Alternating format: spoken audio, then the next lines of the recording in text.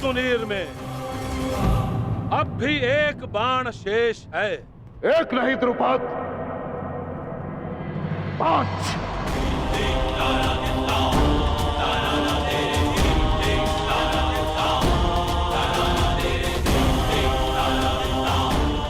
तो चुनौती प्रस्तुत करो।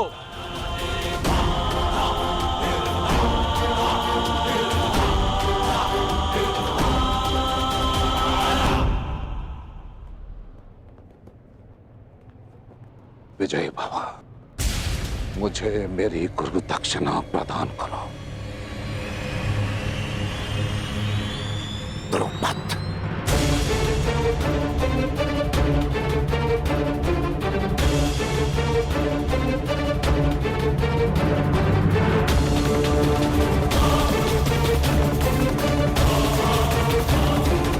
युद्ध में भाग नहीं लेंगे। मूर्खता मत करो कर्ण। यदि मैंने तुम्हारी सहायता नहीं की तो तुम जरासंध के समक्ष एक पल नहीं टिक पाओगे।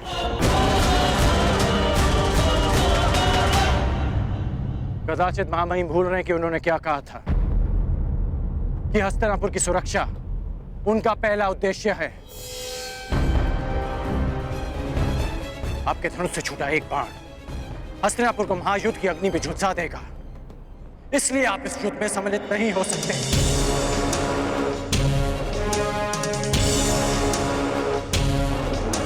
ये युद्ध अंगराज और मगधराज के मध्य है।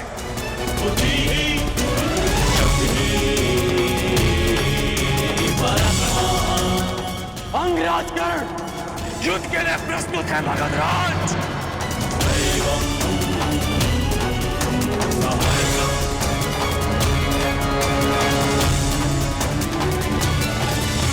राजकर्ण युद्ध के लिए प्रस्तुत है। मगधराज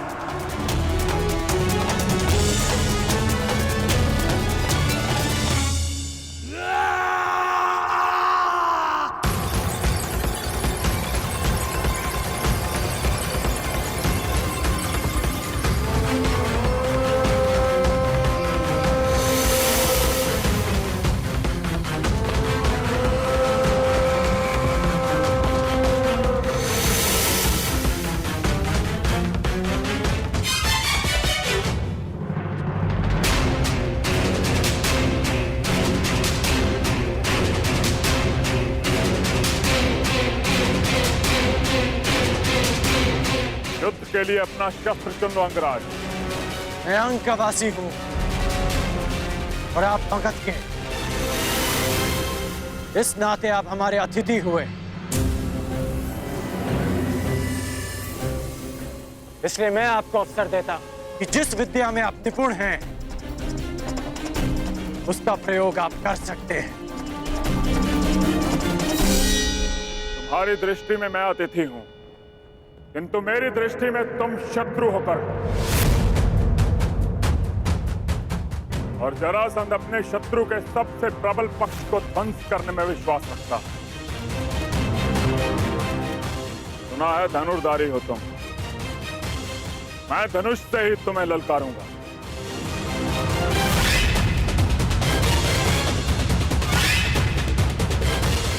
कैसी आपकी इच्छा।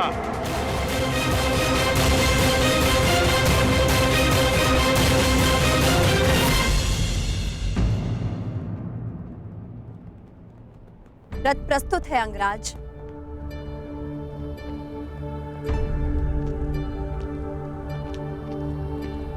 भीष्म, ललकारा अंगराज ने है, किंतु संधि हस्तिनापुर ने भंग की है। इसलिए यद्यपि हस्तिनापुर युद्ध में सम्मिलित नहीं है, किंतु युद्ध की विभीषिका से झेलनी होगी। जरासंध का क्रोध केवल कर्ण के अंत से शांत होने वाला नहीं है। इसकी आंच हस्तिनापुर तक अवश्य पहुंचेगी। इस युद्ध से पूर्व 2 बातें जानना तुम्हारे लिए आवश्यक है मगध नरेश। प्रथम, हस्तिनापुर के शांति प्रयास को उसकी निर्बलता मत समझना और मेरे मौन को मेरी दुर्बलता मत समझना। हस्तिनापुर की भीति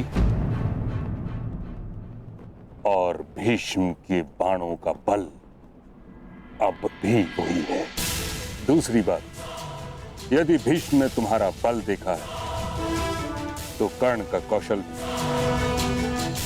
इस योद्धा को बालक समझना तुम्हारे जीवन की बहुत बड़ी भूल सिद्ध होगी। कदाचित यह युद्ध तुम्हारी प्रथम पराजय लेकर आए, या कदाचित तुम्हारे लिए दुर्गम विजय पथ।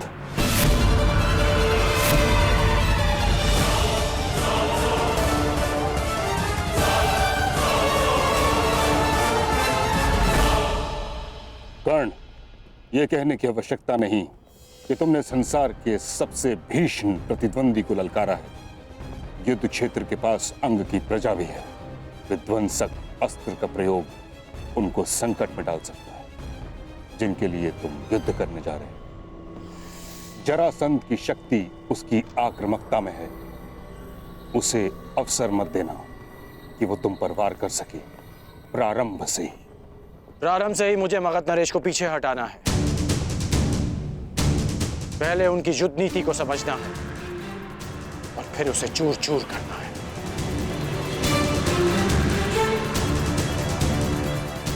आप भूल रहे हैं मां महिम कि हम दोनों एक ही गुरु के शिष्य हैं। मुझे स्मरण है कर्ण, और तुम भी स्मरण रखना कि ये कोई रंग भूमि नहीं, वास्तविक युद्ध भूमि है। और तुम्हारे समक्ष कोई राजकुमार नहीं, संसार का सबसे विकट प्रतिद्वंदी खड़ा है। मेरा लक्ष्य केवल परिवर्तन है मां महिम। मेरा केवल एक ही शत्रु है, अन्याय, जो हर बार नए रूप में आता है। रंगभूमि में राजकुमार बनकर और युद्ध भूमि में मगध नरेश बनकर। परंतु ये राधेकर्ण जीते जी इस अन्याय से कभी हार नहीं मानेगा। ईश्वर करे तुम्हें विजय प्राप्त हो कर्ण। यदि तुम पराजित हुए तो मुझे स्वयं को युद्ध में सम्मिलित करना हो, जिसका अर्थ है हस्तिनापुर को युद्ध की अग्नि में झोंकना। तुम्हारे मित्र दुर्योधन ने तुम पर विश्वास किया है, उसकी परीक्षा में खरे उतरना है तुम्हें कर्ण। मैं वचन देता हूं मां महिम कि अपने मित्र के विश्वास की लाज रखूंगा, परंतु आपको भी वचन देना होगा कि आप मेरे कहे बिना इस युद्ध में सम्मिलित नहीं होंगे। तुम करना क्या चाहते हो कर्ण? ये युद्ध केवल अंगराज और मगध नरेश के मध्य नहीं, ये युद्ध अंग की प्रजा का, उनके भीतर छिपे भय से भी है। और भय के अंधकार में सोई अंग की प्रजा को मैं जगाना चाहता हूं। इसलिए आपसे वचन चाहिए कि जब तक मैं ना कहूं, आप अपना धनुष नहीं उठाएंगे। मेरा आशीष है कर्ण, विजयी वही हो जो अधिक श्रेष्ठ हो।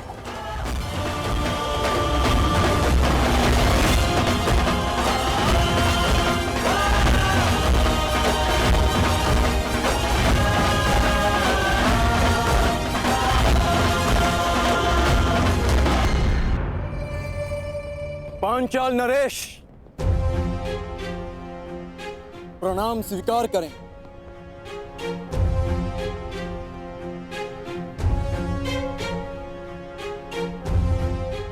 आश्चर्यचकित मत होइए पांचाल नरेश।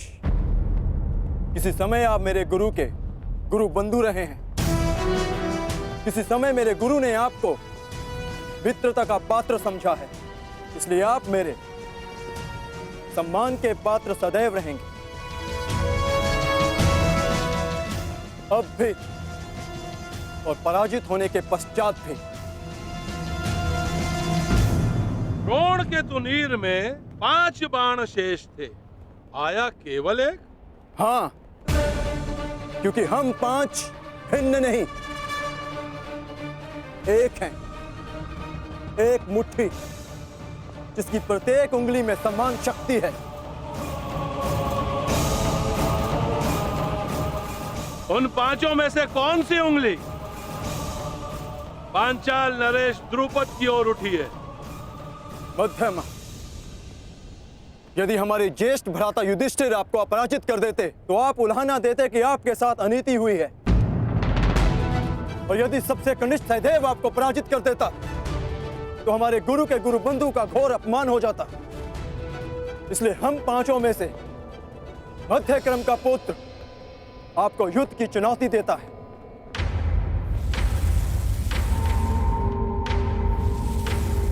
तर्क अद्भुत है बालक। नाम क्या है तुम्हारा? पांडुपुत्र द्रोण शिष्य अर्जुन। बहुत समय पश्चात ऐसा संस्कारी, सक्षम और विनम्र राजकुमार देखा है। मेरे संस्कारों का परिचय तो मेरे प्रणाम ने दे दिया, मेरे कौशल का परिचय मेरे बाण देंगे। युद्ध आरंभ करो अर्जुन।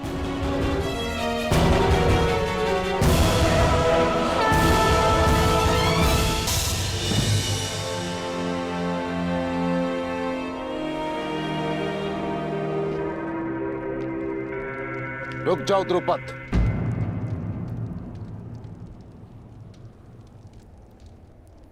कहां जा रहे हो? अभी भी हमारे बीच बहुत कुछ शेष है।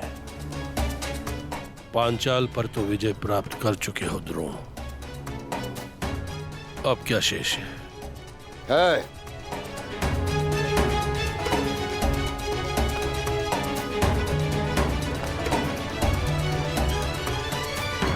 तुम्हारा अहंकार, उस पर विजय पाना शेष है, जिसे मैं पाकर रहूंगा।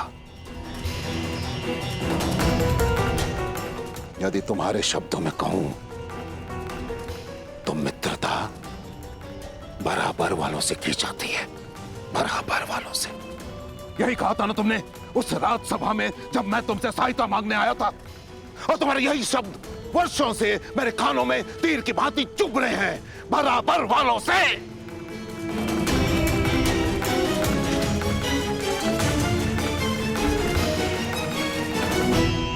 तो समय का चक्र देखो, आज तुम कहां और मैं कहां।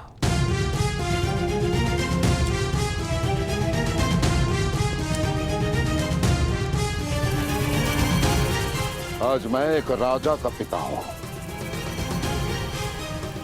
राजा का। और तुम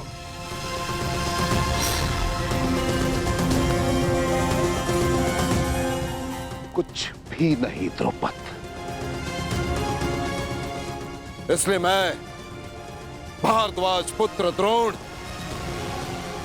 हस्तिनापुर राजगुरु द्रोण, पांचाल का आधा राज्य द्रुपद को दान में देता हूं। उस द्रुपद को जिसे मैंने कभी अपना मित्र माना था।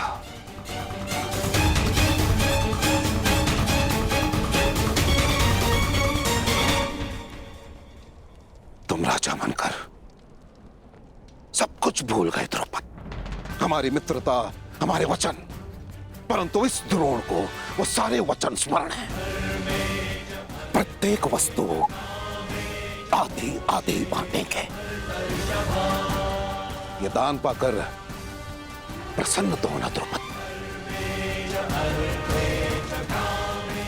मैंने अपना जीता हुआ आधा राज्य तुमसे बांटा द्रुपद। अब तुम उस अपमान के दंश को भी भोगोगे जिसका आधा मैं कई वर्षों से भोगता आया। अपने इस आधे पांचाल का आनंद उठाओ पांचाल नरेश। ना ना ना ना, अर्ध पांचाल नरेश।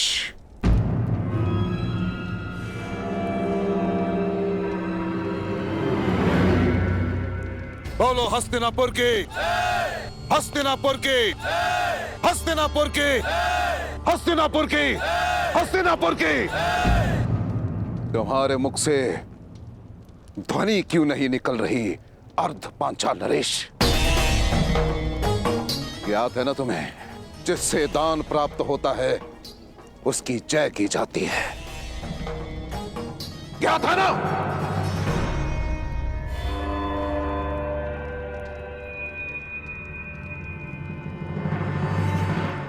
हस्तिनापुर की जय।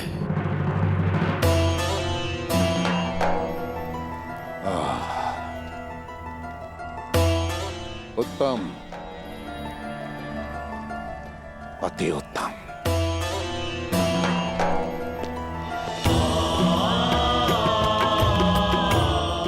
मेरी गुरु दक्षिणा पूर्ण हुई। गर्व है मुझे तुम पर। ये द्रौपद, अश्वत्थामा का राज अभिषेक भी संपन्न हुआ। हमें शीघ्रता से हस्तिनापुर के लिए प्रस्थान करना होगा, क्योंकि वहां एक और युवराज अभिषेक शेष है।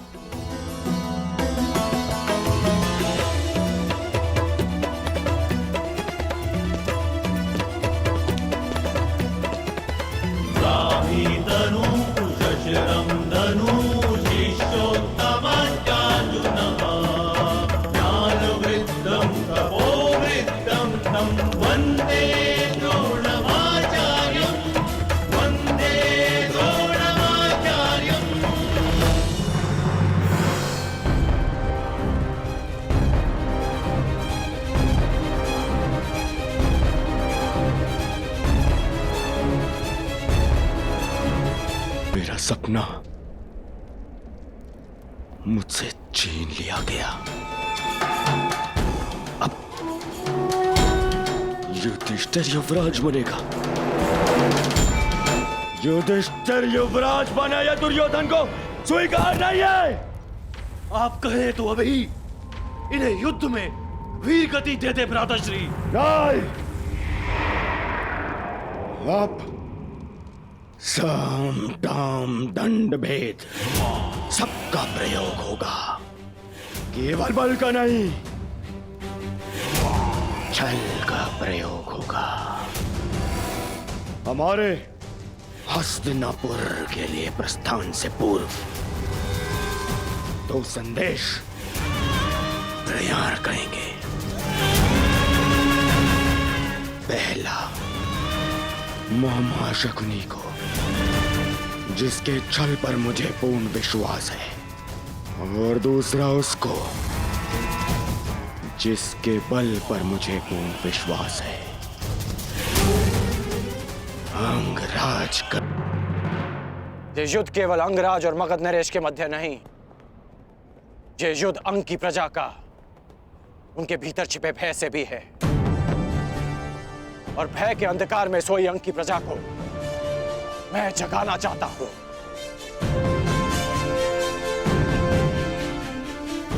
इसलिए आपसे वचन चाहिए कि जब तक मैं ना कहूं, आप अपना धनुष नहीं उठाएंगे। मेरा आशीष है कर्ण, विजयी वही हो जो अधिक श्रेष्ठ हो।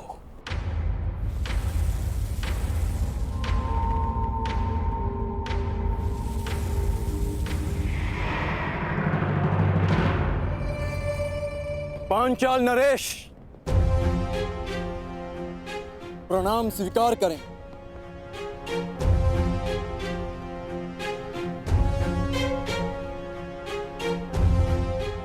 आश्चर्यचकित मत होइए पांचाल नरेश। किसी समय आप मेरे गुरु के गुरु बंधु रहे हैं। किसी समय मेरे गुरु ने आपको मित्रता का पात्र समझा है, इसलिए आप मेरे सम्मान के पात्र सदैव रहेंगे। अब भी और पराजित होने के पश्चात भी। द्रोण के तुनीर में 5 बाण शेष थे, आया केवल एक। हाँ, क्योंकि हम 5 भिन्न नहीं, एक हैं, एक मुट्ठी जिसकी प्रत्येक उंगली में समान शक्ति है। उन 5 में से कौन सी उंगली? पांचाल नरेश द्रुपद की ओर